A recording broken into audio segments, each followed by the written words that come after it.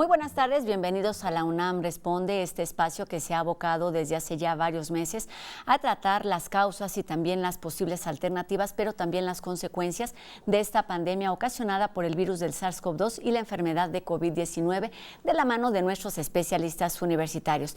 Pero también hemos abierto este espacio para tratar algunos temas que son de nuestro interés y que también son de utilidad durante la pandemia. Hoy, por ejemplo, nuestro tema está dedicado a hablar sobre las medidas de seguridad y de higiene en las clínicas y los hospitales, donde pues buena parte del personal de salud se aboca particularmente a tratar pacientes con COVID-19, pero nos preguntamos qué sucede entonces con esos otros pacientes que siguen llegando y que siguen requiriendo una hospitalización y una atención quirúrgica. Este es nuestro tema de hoy, haga nuestro programa junto con nosotros. Además de este tema, tenemos nuestras recomendaciones de cultura, hablaremos también de migración y por supuesto tenemos nuestra dosis de humor con el equipo de No Memes. Y comenzamos con el panorama nacional, donde, pues el llamado de las autoridades federales a todos los niveles de gobierno sigue siendo mantener el diálogo y también la unión para combatir, por un lado, los efectos de la pandemia, pero también para reactivar nuestra economía. Vamos con nuestro resumen inicial. Ahora estamos con el trabajo casa por casa, ya en un trabajo de identificación epidemiológica de las personas que tienen síntomas de COVID-19. Esto lo vamos a presentar en la semana. Del miércoles pasado a la fecha que iniciamos con este programa mucho más dirigido, se han identificado alrededor de 2.500 personas que tienen síntomas de COVID-19. Los estados, los gobiernos de los estados son libres y soberanos, son autoridades sanitarias y hemos dicho en innumerables ocasiones que el semáforo de riesgo COVID es indicativo para los estados, pero los estados conocen, los gobiernos estatales conocen mejor la situación que lo que pudiéramos tener como reconocimiento a distancia por parte del gobierno federal. Para que se pueda dar una clase en televisión, se requiere el lenguaje de la televisión, que no es la misma que el lenguaje frente a grupo. Entonces, los maestros que van a dar las clases tienen la asesoría de conductores que tenemos en televisión educativa, que no solo son expertos en conducción, sino también conocen de educación mucho y están asesorando a estos maestros. Como recordarán, hace 2 o 3 semanas indicamos que veíamos señales ya tempranas de descenso, pero siempre somos cautelosos y hasta que no vemos una tendencia clara, no consideramos que ya estamos en ese proceso de descenso. Sin embargo, ahorita ya la tendencia es clara. Respecto a la vacuna de la Universidad de Oxford y AstraZeneca, el costo por dosis va a ser entre $3 y $4. En el caso de México, como ustedes saben, la vacuna será gratuita, pero eso es lo que va a pagar o el precio en el cual se va a comprar.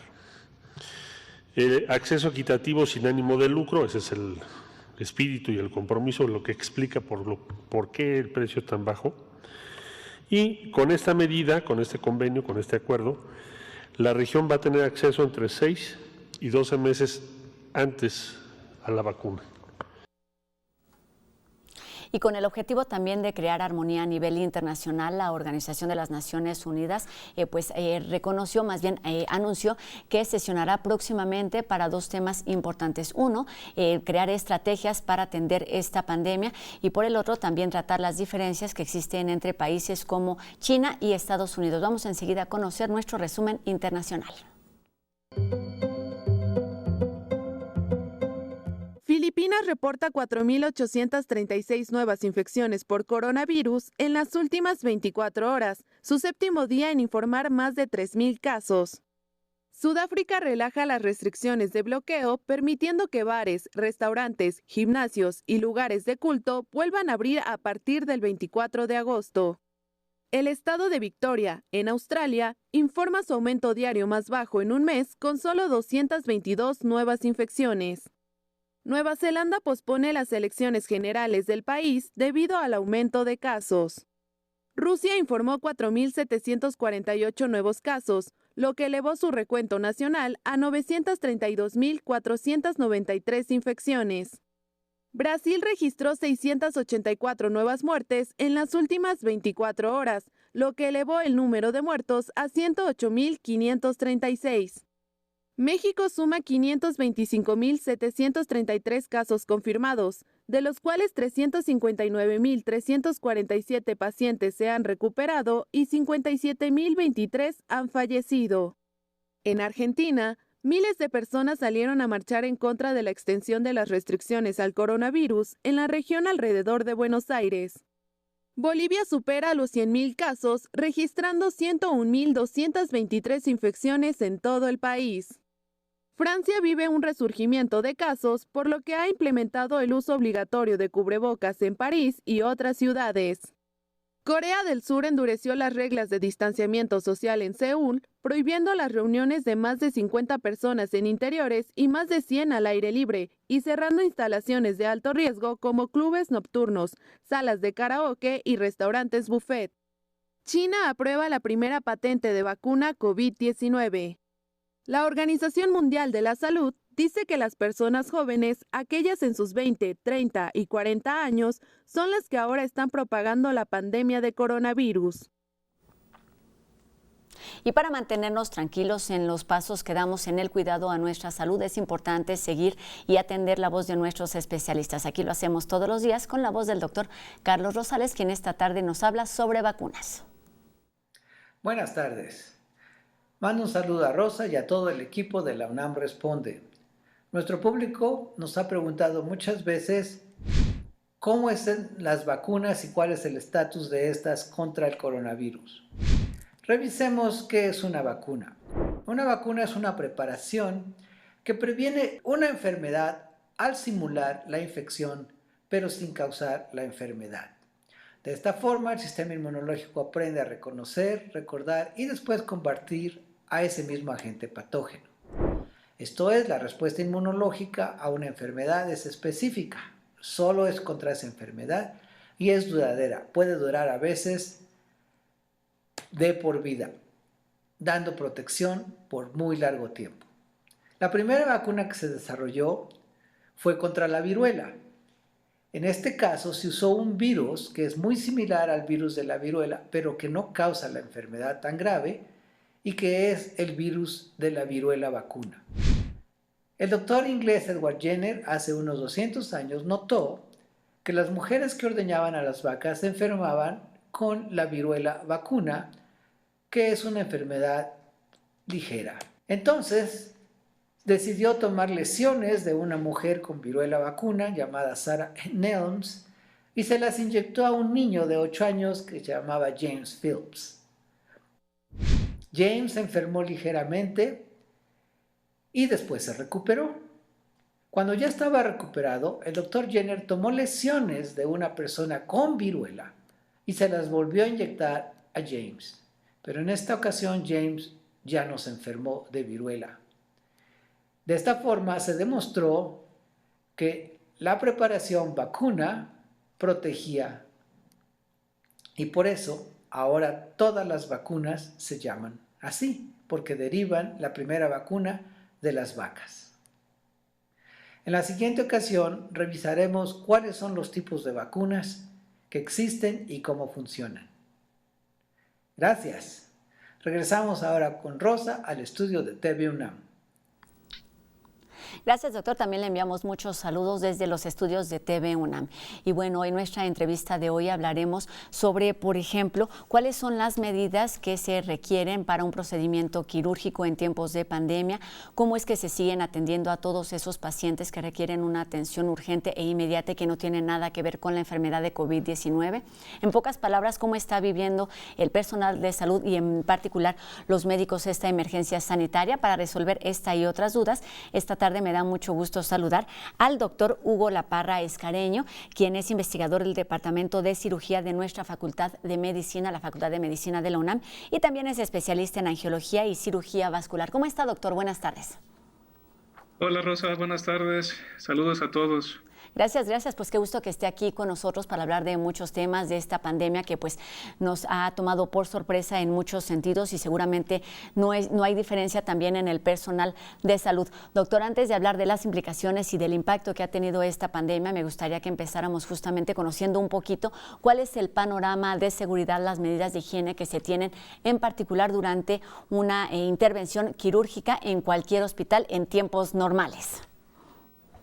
Con mucho gusto, Rosa. Como tú bien dices, esta pandemia de COVID-19 vino a cambiar profundamente el día a día de los médicos, no solamente los cirujanos. Nosotros, durante nuestro entrenamiento como médicos, aprendemos a usar el material de protección personal, que básicamente es el uso de cubrebocas, gorro, botas y batas quirúrgicas, justamente para preservar la esterilidad en los procedimientos. Esto ha sido la base y durante la pandemia sigue siendo muy importante, ahora no solamente para los procedimientos quirúrgicos, sino también para prevenir alguna infección derivada de este nuevo virus que se ha visto que ha causado algunas consecuencias catastróficas en ciertos sectores de la salud. Entonces, nosotros habitualmente estamos muy acoplados a ese tipo de procedimientos y ahora se ha visto la importancia de saber utilizar de forma correcta estos dispositivos de protección. Exactamente, doctor. Ustedes, como bien dice, pues están habituados a todos a estas herramientas que eviten algún tipo de contagio. ¿Por qué no nos platica cuáles son los principales riesgos, dejando un poquito de lado al COVID? La COVID. Sí, justamente quisiera dividirlo en aquellos riesgos para infección por vía respiratoria. Para eso, el uso del cubrebocas es sumamente importante, sobre todo para aquellos procedimientos que generan aerosoles. Un ejemplo clásico es la intubación o la toma de muestras. El uso de métodos de protección ocular también es sumamente importante, debido a que sabemos que el virus SARS-CoV-2 también se inocula por el ojo, y también el uso de ropa adecuada para hacer estos procedimientos. Nosotros en la Facultad de Medicina, durante los primeros años de la carrera, tenemos algunos bloques de enseñanza, como se puede ver en estas imágenes, donde enseñamos a los alumnos desde las etapas más tempranas de su formación a utilizar muy bien estos dispositivos, cómo circular en los quirófanos, cómo retirar el dispositivo de protección personal, y eso en nuestros tiempos de pandemia se han visto los frutos que una adecuada formación de nuestros estudiantes ahora se ve reflejado en buenas prácticas quirúrgicas en los entornos hospitalarios, por lo cual eso ha sido de suma importancia. Todos estamos aprendiendo a aprender y qué bueno que el personal de salud pues tiene ya esta preparación porque pues sí, como bien nos dice, ayuda y es de mucha utilidad, no solo para quienes están ahí al frente, sino para también cuidar a quienes están a nuestro alrededor. Doctor, sin embargo, con esta situación, con esta pandemia, pues hemos sabido también que el personal de salud también ha estado mucho más en riesgo que en la vida cotidiana por el alto nivel de contagio de esta enfermedad de COVID-19. Considerando esto, me gustaría que me hablara de las implicaciones que esto lleva, porque pues ahora también el personal de salud en general está en riesgo o en un mayor riesgo que en vida normal. Sin duda, la exposición de nosotros como médicos ha sido más considerable durante los últimos meses. Al principio, cuando empezó esto del nuevo coronavirus, había cierta incertidumbre del comportamiento, la tasa de infecciones, los mecanismos de transmisión. Ahora se sabe bien que se transmite por la vía aérea, por medio de gotículas respiratorias, que al inhalarse o al inocularse en las mucosas genera justamente esta infección. Obviamente nosotros como médicos que estamos expuestos en este tipo de pacientes, tenemos que tener estos fundamentos de protección personal y saberlos utilizar de la forma más correcta posible. Y esto no solamente para protección de nosotros, ya que se ha visto que en muchos casos son asintomáticos y también podemos transmitir esta infección a otros grupos como algunos otros médicos o incluso nuestras familias, por lo cual el aprender a usar estos dispositivos es de suma importancia. Doctor, hablaba usted de incertidumbre y también yo le quería preguntar justamente si sentimientos como incertidumbre, temor, miedo están más presentes durante esta pandemia que es desconocida, cuando ustedes, digamos, tienen las bases y deberían o tienen pues mayor claridad, mayor certeza ante el contagio de cualquier enfermedad. ¿Qué sucede con estos sentimientos durante etapas de incertidumbre como esta? Sin duda, la incertidumbre, ansiedad, miedo a saber lo que va a pasar es algo muy frecuente, no solamente en los médicos, sino también en los pacientes. Y si esto aunamos, por ejemplo, en el campo de la cirugía, de por sí un procedimiento quirúrgico genera esa ansiedad o esa incertidumbre. Si le sumamos el momento que estamos viviendo ahora tan complicado, pues esto suma ansiedad e incertidumbre. Entonces, de aquí deriva también como médicos una muy buena relación médico-paciente para poder ser claros con ellos, explicarles los riesgos, los beneficios de la atención médica, de los procedimientos quirúrgicos, para poner todo muy claro y reducir esa ansiedad. Nosotros como médicos tenemos una labor fundamental en ese punto que mencionas. ¿Cómo se preparan ustedes? Es decir, tienen el conocimiento y tienen las bases, pero a fin de cuentas se están enfrentando como todos a una situación distinta. La realidad no era la misma en febrero, marzo, que se daban los primeros casos en nuestro país, aún teniendo el antecedente de lo que había ocurrido, por ejemplo, en China y otros países europeos, a lo que estamos viviendo hoy en día, donde pues los contagios siguen en aumento y se siguen dando en grandes cantidades. ¿Cómo controlar esto con el paso del tiempo y cómo afecta? Claro que sí, con mucho gusto. Mira, aquí lo más importante, como mencionábamos, es un adecuado entrenamiento del personal de salud. No solamente los médicos, también las enfermeras, los enfermeros, los camilleros, todos deben tener un muy buen conocimiento de los protocolos vigentes para el tratamiento de estos pacientes. Esto hace la diferencia. Un médico que sabe muy bien cómo usar el equipo de protección personal, que sabe cómo retirarlo, que sabe cuándo usarlo, eso hace la diferencia para prevenir un contagio y finalmente tener un desenlace menos favorable. Eso es de suma importancia y no solamente ya como médicos, sino en la formación desde estudiantes, se tienen que aprender estos fundamentos que hacen la diferencia completamente cuando ya están expuestos a la realidad, en el entorno hospitalario o como mencionan coloquialmente la primera línea de batalla. Súper importante. Exactamente, doctor. En este sentido, pues la pandemia o esta realidad es algo que no conocíamos y que quizá no se esperaba en ningún sentido. ¿Cómo se puede aprovechar para aprender y utilizar, digamos, esta realidad para evitar algún tipo de complicaciones o todo tipo de complicaciones en algún otro tipo de enfermedad que esté por llegar?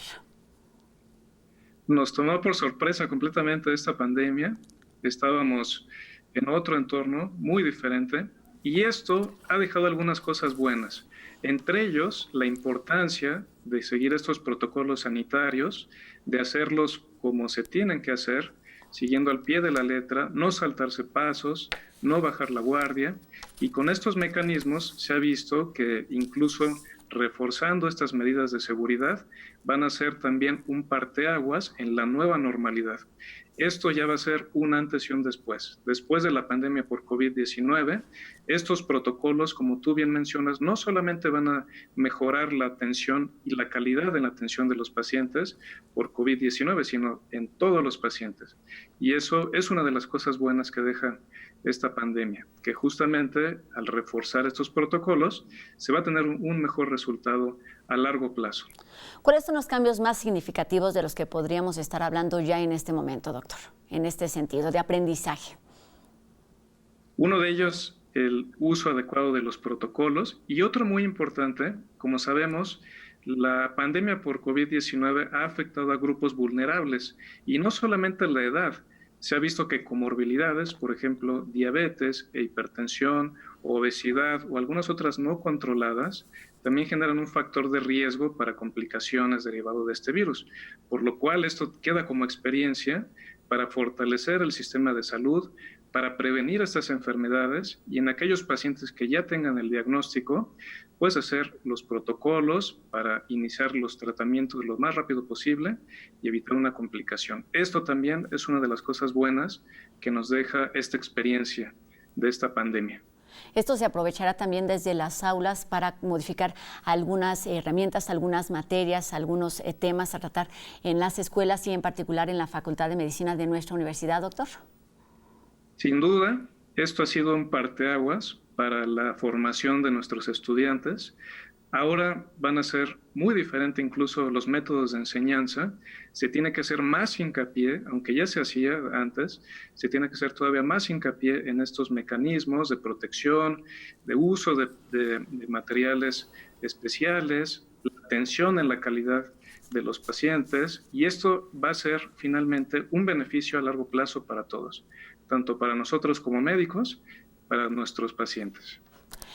Pues estas cosas se van a ir modificando, pero hay otras características que no cambian, como son la calidad y el humanismo que debe tener, sí, los médicos, pero el personal de salud. ¿Cómo fortalecer estos temas en tiempos de pandemia y fortalecer precisamente para otras crisis de salud que puedan llegar próximamente?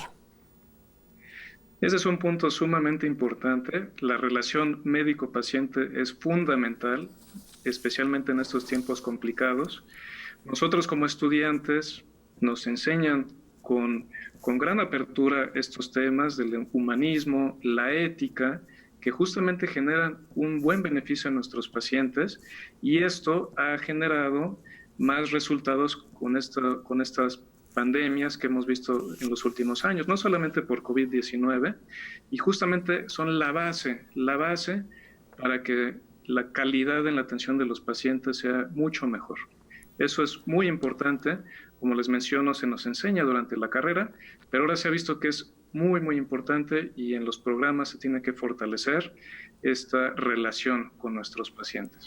Doctor, veíamos ahí estas imágenes que son a partir de simulaciones de cómo ponerse el equipo de protección, de cómo tratar físicamente a los pacientes, pero ¿qué sucede con ahondando principalmente en este tema de la formación ética, de valores, de sensibilidad, cómo se fortalece y cómo se trabaja durante la formación de médicos y del personal de salud estos temas, doctor?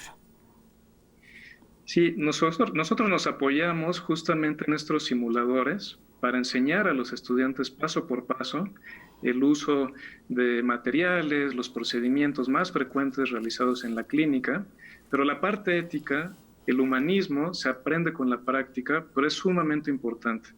Eso es algo que es la base para el tratamiento de nuestros enfermos, y eso se fortalece cuando el estudiante pasa a las áreas clínicas, pero persiste en toda su formación hasta que son médicos, hacen su especialidad y más adelante. Entonces, eso también se fortalece mucho en los programas académicos de nuestra máxima casa de estudios, porque la ética y la calidad en la atención es sumamente importante.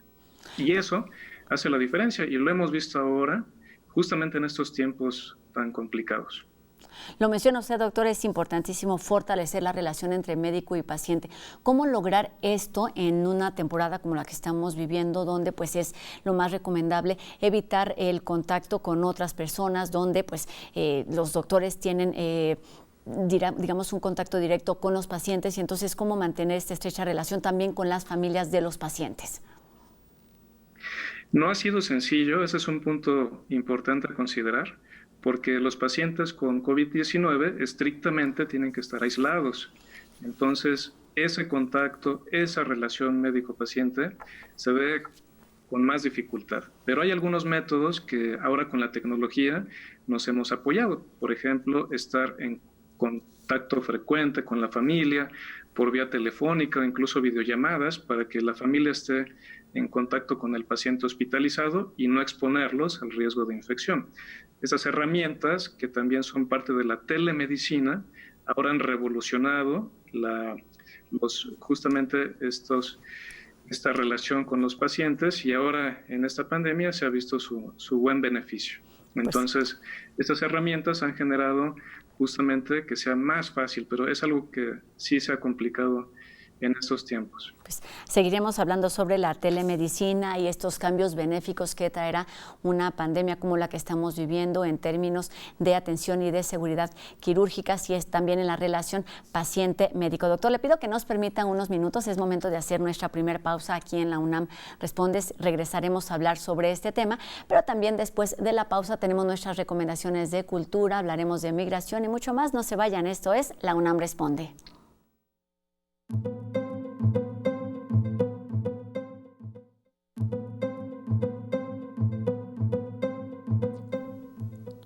Qué gusto que siga con nosotros aquí en la UNAM Responde y comenzamos este bloque con nuestras recomendaciones de Cultura UNAM en casa.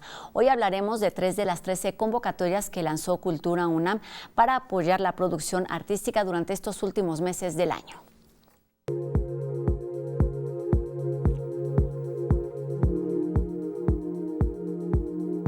Además de seguir llevando artes escénicas a tu casa durante la contingencia, la Dirección de Teatro UNAM promueve opciones para continuar la creación más allá de los escenarios. Elaborar propuestas escénicas para ser presentadas en espacios públicos o a través de plataformas digitales, es decir, alternativas acordes con la nueva realidad, es uno de los objetivos de Acción Viva, apoyo a la producción y presentación teatral que impulsa a jóvenes artistas y a colectivos que radiquen en nuestro país. Proyectos innovadores, de calidad y que contemplen la situación actual para ser presentados al público este mismo año son otros de los requisitos.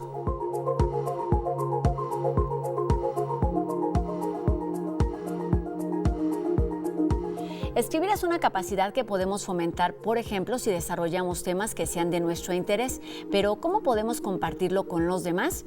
Pensando en las personas interesadas en procesos de autopublicación y en particular del fanzine, como son los editores, ilustradores, artistas y escritores, el Museo Universitario del Chopo y la revista de la Universidad de México lanzan esta convocatoria para elaborar un fanzine original con tema libre. Los ganadores serán presentados en la página del museo y recibirán un estímulo económico.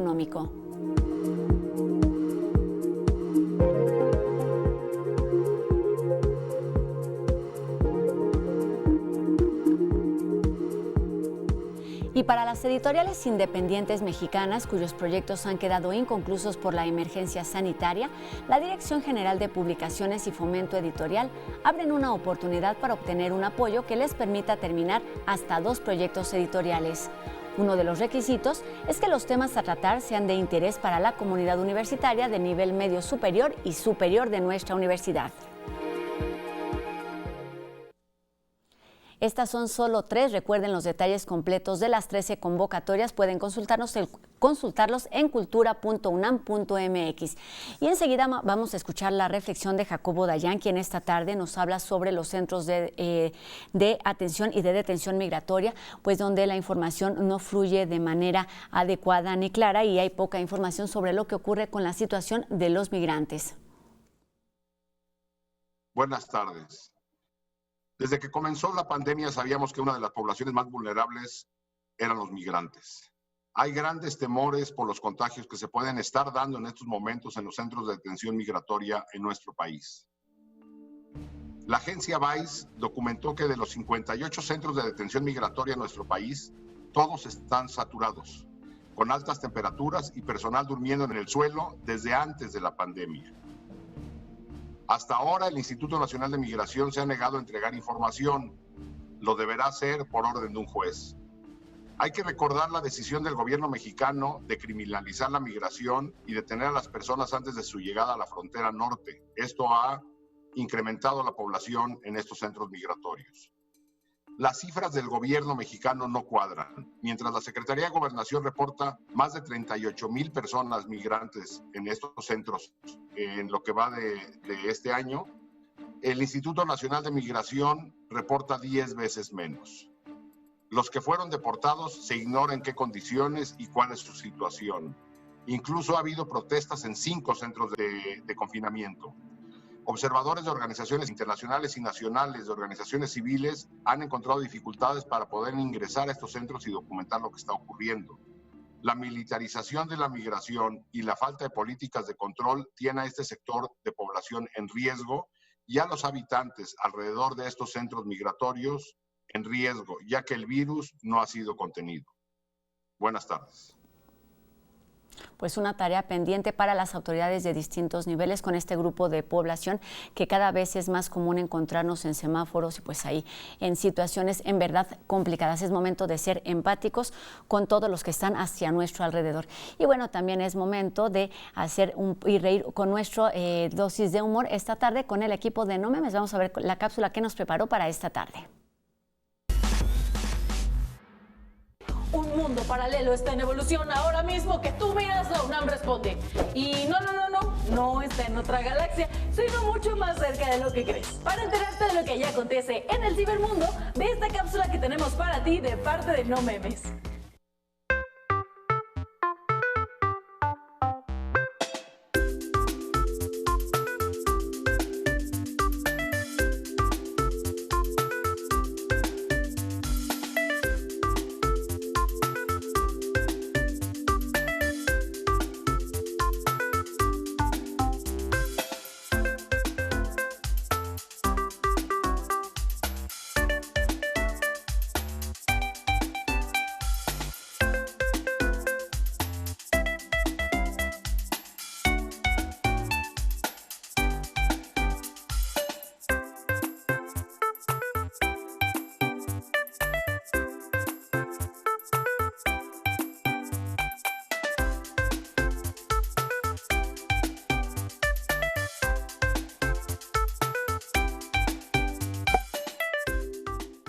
Es momento de hacer una pausa, pero no se vayan, tenemos mucha más información aquí al regresar a La UNAM Responde.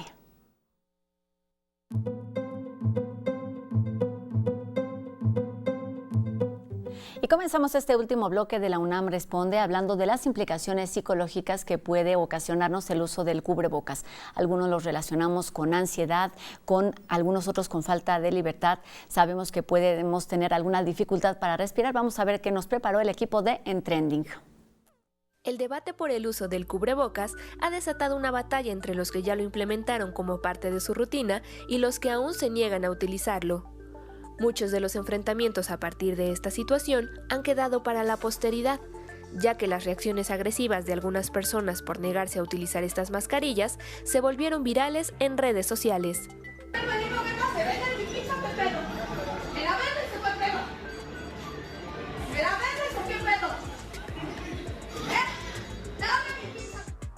Este tipo de actitudes tienen un origen que desde la psicología se puede entender como parte de la personalidad de un individuo, es decir, la forma de cada persona para reaccionar ante una determinada situación. Los investigadores consideran que las principales causas para que alguien rechace el uso del cubrebocas va desde el miedo, la ignorancia, rebeldía, vanidad, confusión, incluso el cumplimiento de esta medida podría parecer para algunos una pérdida de sus libertades. Tú tocaste el punto clave que es, me da culpa sentir tal cosa, ¿sí? Me da pena, ya no digamos culpa, me da pena, pues que tengo este temor. O me apena que pues de repente la parte emocional no la controlo, como dicen los expertos y especialistas que se debe de controlar. Algunos estudios han demostrado que al utilizar cubrebocas, nuestra personalidad y la de quienes nos rodean experimenta cambios profundos en la conducta, pues ante la disposición por el uso de estas mascarillas pueden aparecer desde los impulsivos o negativos hasta los escépticos. Qué buena onda que no se lo pone, señor, ni porque se lo piden bien. No voy a pelear contigo porque el asunto no es contigo. Sabemos que es de las élites, sabemos que esto es una farsa, no es contigo el asunto, por favor. Son este tipo de personas que ante cualquier circunstancia o cualquier situación anteponen la duda no razonada. Eso es importante, es una duda no razonada. Es una duda que pasa más de manera intestinal. Lo voy a decir con las tripas, ¿sí? Tomamos la cosa con las tripas y actuamos en consecuencia de eso.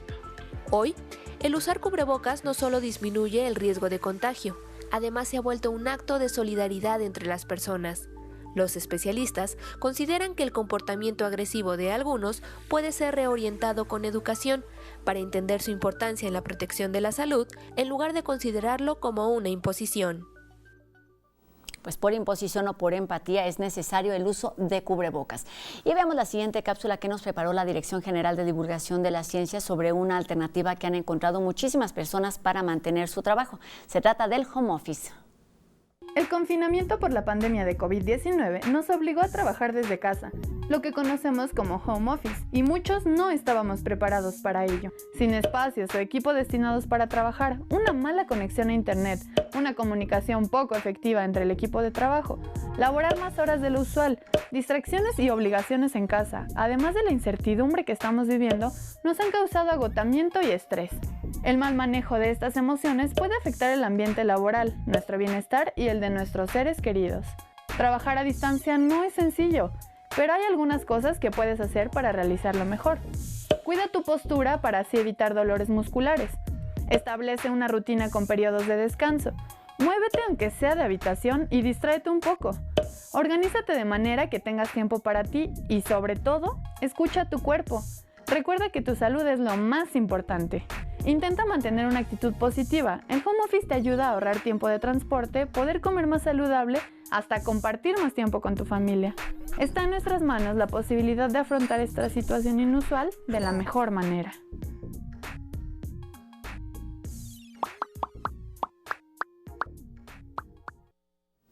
Y retomamos nuestra conversación con el doctor Hugo Laparra, quien es investigador del Departamento de Cirugía de la Facultad de Medicina de nuestra universidad.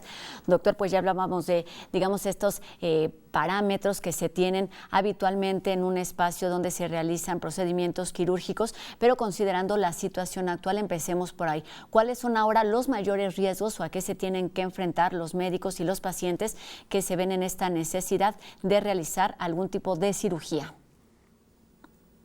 Con mucho gusto, Rosa.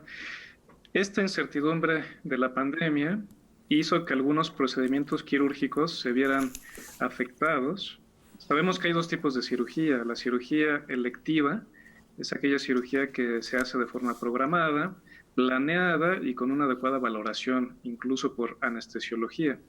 La cirugía de urgencia es aquella que no puede esperar. Si el paciente no se opera, el desenlace puede ser catastrófico. Te pongo un ejemplo, un cuadro de apendicitis aguda, si no se opera, si no se extirpa el apéndice, se puede complicar el cuadro. Esto finalmente también ha impactado de forma significativa después de esta pandemia, por lo cual nos hemos visto forzados a hacer protocolos muy bien dirigidos al entorno quirúrgico para protección no solamente de los pacientes, sino también de nosotros como médicos. Hay procedimientos quirúrgicos que elevan más el riesgo de infección, como aquellos que generan aerosoles. Tal es el caso de intubación endotraqueal o la toma de muestras. Entonces, de alguna forma, nos hemos ido acoplando a esta nueva normalidad, justamente haciendo más estrictos estas medidas de protección para poder ofrecerle al paciente la mejor atención sin tener que postergar su tratamiento quirúrgico, sobre todo aquellos pacientes que no pueden esperar. Exactamente, recuerdo que fue una de las primeras medidas que se tomó en hospitales de todo el país, pues postergar estas cirugías que no eran urgentes, pero pues después de 5 o 6 meses la situación definitivamente ha cambiado y muchas de ellas seguramente son necesarias. Doctor, en este momento en el que estamos viviendo, ¿es necesario hacer una prueba de COVID para realizar una cirugía de las que nos dice obviamente las programadas? Sí, de hecho, durante los primeros meses de la pandemia, se identificó en algunos países que los pacientes que tenían el diagnóstico de COVID, incluso asintomático, hacía más frecuente la presencia de eventos adversos en cirugía, por lo cual los nuevos algoritmos sí implican una prueba negativa para el virus SARS-CoV-2, que es el causante de esta enfermedad, y de preferencia que estén en aislamiento durante 15 días antes de la intervención. Con esas medidas podemos hacer una cirugía más segura, no solamente para el paciente, sino también para sus médicos. Entonces, sí es necesario. También nosotros como médicos o quien esté expuesto constantemente a este virus, tendríamos que tener de forma secuencial una prueba y en caso de salir alguien positivo, pues estar en aislamiento, tanto de los médicos como de sus familiares. tomar las medidas necesarias en todos los niveles. Doctor, generalmente pensamos en el médico como el responsable de la salud de los pacientes y quizás en esta situación pues las cosas se han modificado un poco cuando pues los médicos se están cuidando y pueden ser los pacientes quienes podrían llegar a contagiar no solo a los médicos sino al personal de salud en general. ¿Cómo está esta situación actualmente en la vida práctica? Claro, aquí el paciente, y como tú bien mencionabas, la empatía también que tienen ellos hacia nosotros como sus médicos.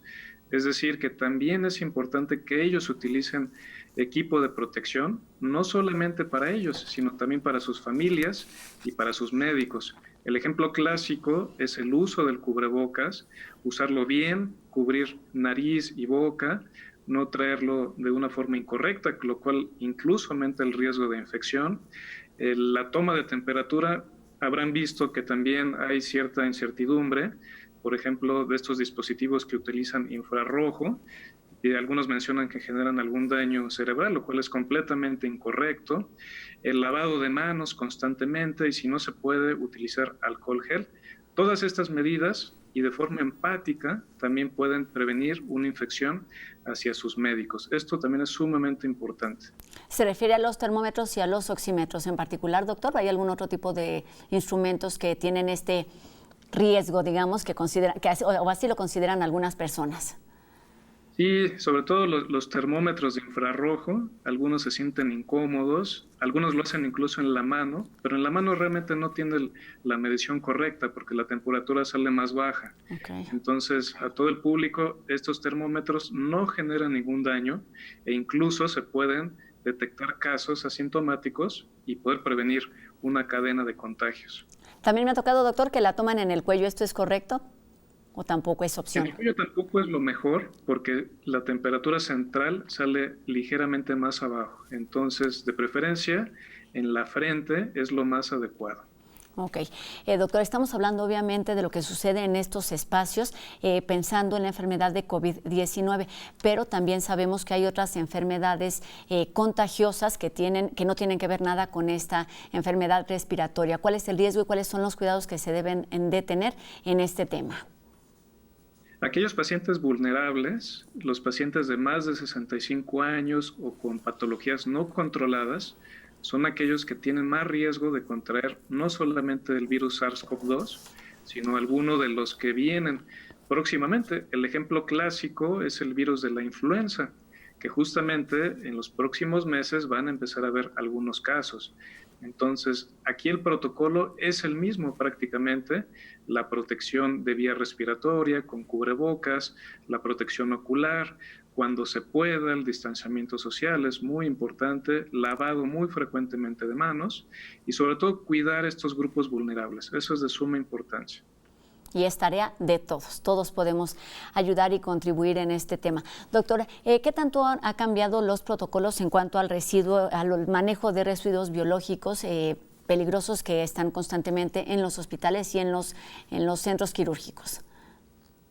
Eso es de suma importancia porque se ha visto que el virus permanece activo durante varias horas, incluso días, en superficies específicas, por lo cual los protocolos del manejo de residuos biológicos infecciosos tiene que ser muy estricto. En México tenemos la norma oficial mexicana en donde se especifica muy bien cómo es el manejo de estos residuos, dónde se tienen que almacenar y también cómo se tienen que desechar.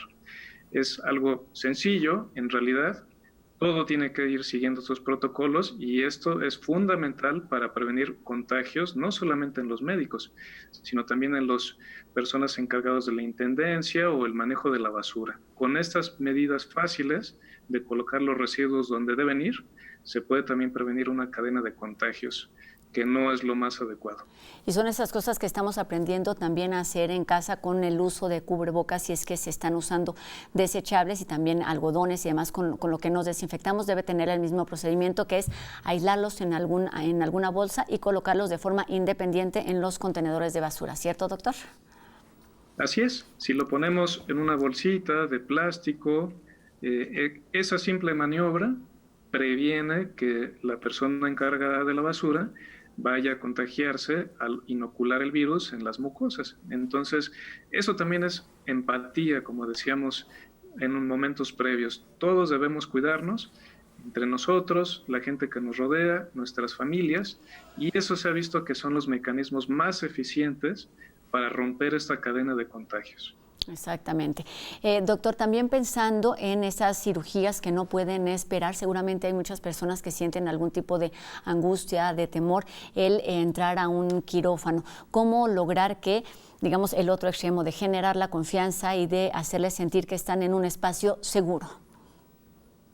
Claro, la cirugía de urgencia es algo que hay que tener en cuenta. Ejemplos clásicos de esto, cirugías oncológicas, donde el tumor puede crecer, alguna cirugía que compromete la vida del paciente. Estos casos se tienen que operar lo más urgente posible. Sabemos que aquí, en estos tiempos complicados, nosotros como médicos también tenemos que generar esa confianza en nuestros pacientes. Eso se logra con una buena relación médico-paciente, ser muy claro con ellos, explicarles los riesgos, los beneficios y por qué se va a utilizar estas maniobras quirúrgicas, y justamente también reducir esa incertidumbre explicando y usando el equipo de protección personal de forma adecuada, poniendo también el ejemplo hacia nuestros pacientes. Entonces ahí el punto importante es para nosotros como médicos. Nosotros tenemos que generar esa confianza hacia nuestros pacientes, porque de por sí un procedimiento quirúrgico, por mínimo que sea, genera cierta ansiedad. Si aunamos la pandemia o algunos otros factores, esto se hace más complicado.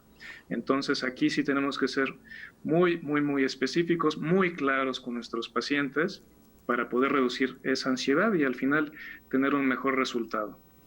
Muy bien, doctor, pensando ya para ir terminando esta entrevista, en términos de seguridad de los médicos y del personal de salud, ¿qué es lo que se debe aprender en cuestión personal, pero qué es además lo que se debe establecer como requisitos a partir de esta crisis sanitaria? Es muy importante que se utilice de forma correcta el equipo de protección personal. El uso del cubrebocas es el ejemplo clásico. Tengo aquí mi cubrebocas, hay que usarlo muy bien tapando nariz y boca, no traerlo acá, y menos. De arete. ¿Okay? Poner el ejemplo con nuestros compañeros, poner el ejemplo con nuestros pacientes, y justamente si hacemos esto, como tú bien mencionas, en la nueva normalidad, no solamente dirigida a COVID-19, sino para en nuestro día a día poder tener menor tasa de infecciones en cirugía y poder ofrecer una atención de mayor calidad a nuestros pacientes. Exactamente, la pandemia pasará tarde o temprano, no sabemos exactamente cuánto va a durar, pero pues pasará y debemos aprender de estas circunstancias. Doctor, también pensando en este aprendizaje, ¿qué es lo que se debe hacer o qué es lo que se debe aprovechar en términos académicos, en términos en particular del departamento en donde usted realiza actividad importante con los alumnos de la Facultad de Medicina? Es muy gratificante ver cómo las enseñanzas hacia nuestros alumnos en años previos ahora da frutos. Ahora yo veo a mis estudiantes usar muy bien el equipo de protección personal, los veo muy bien circular en una clínica o en un quirófano, y justamente eso se tiene que fortalecer para las generaciones venideras, porque sí va a ser la diferencia, como tú bien mencionas, no solamente en COVID-19, sino en la atención global y universal de los pacientes.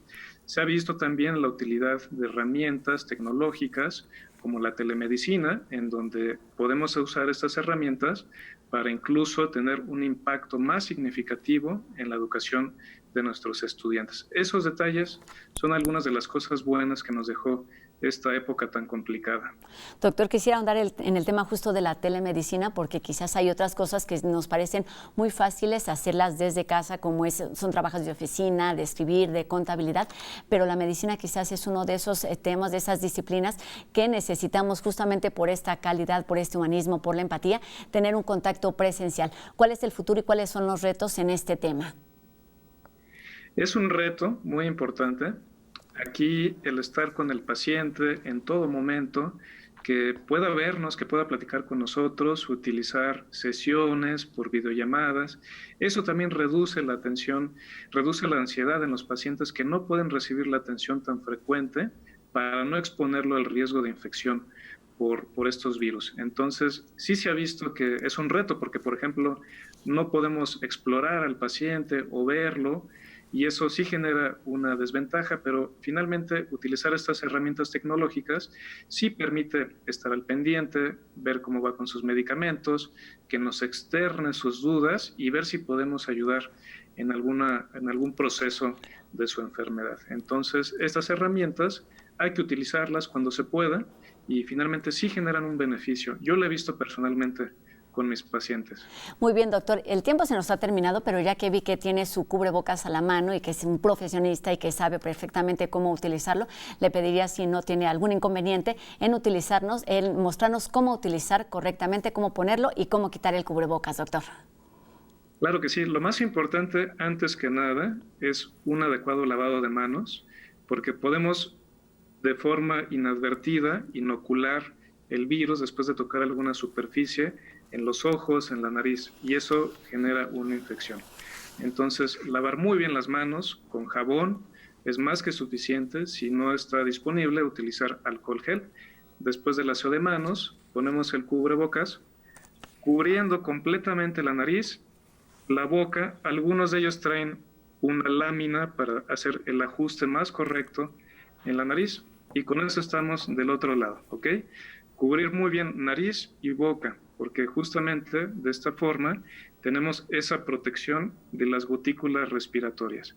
El retiro del cubrebocas es sumamente importante e incluso es lo más riesgoso, porque aquí ya tuvimos el contacto con el paciente y al hacer una mala técnica también podemos inocular hacia las mucosas y generar una infección inadvertida.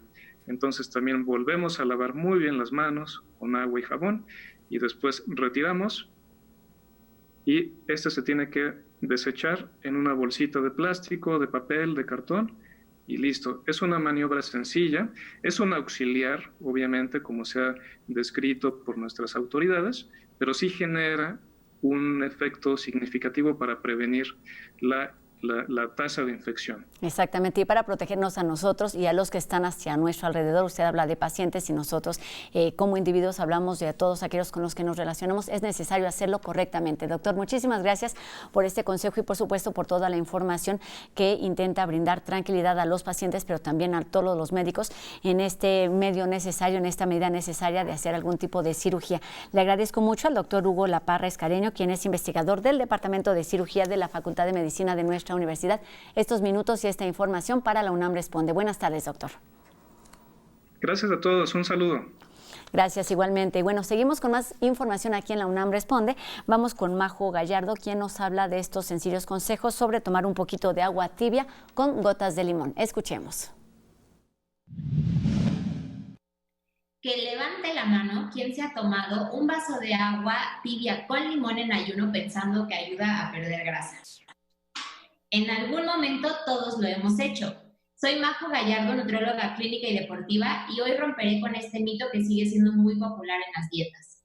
Cabe aclarar algo muy importante. Ningún alimento por sí solo baja grasa o ayuda a perder peso, sino que es el conjunto de una dieta equilibrada, buenos hábitos, calidad de alimentos y actividad física.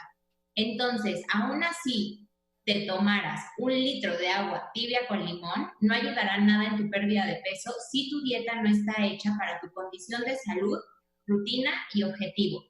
El agua de limón en ayunas para personas que tienen un poco de gastritis pueden afectar a que sientan un poco de acidez o potencializar su malestar.